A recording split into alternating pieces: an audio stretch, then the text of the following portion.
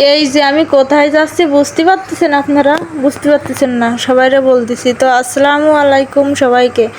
আমি এখন যাচ্ছি আমার হাজব্যান্ডের অফিসে দাওয়াত খেতে।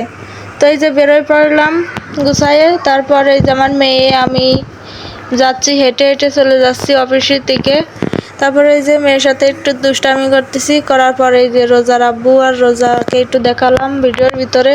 দেখেন চারিপাশে কি সুন্দর দেখা যাচ্ছে। তারপরে এই যে অফিসে চলে আসলাম। আসার পরে দেখেন অফিসের ভিতরে কি রাম গাড়ি রাইখে থুইছে।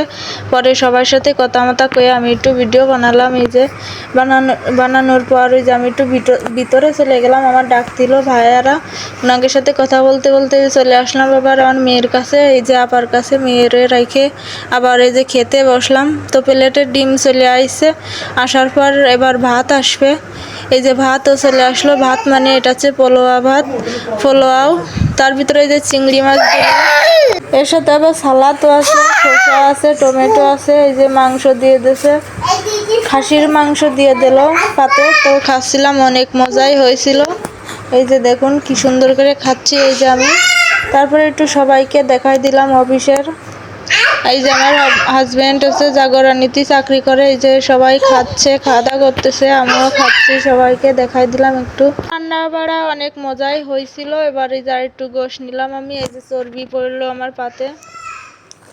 তারপরে এই যে হাড় এক কান দিল, এই যে একটু দেখালাম, আমাকে দেখায় খেতে খেতে বিদায় নেবো এখন। আল্লাহ হাফেজ।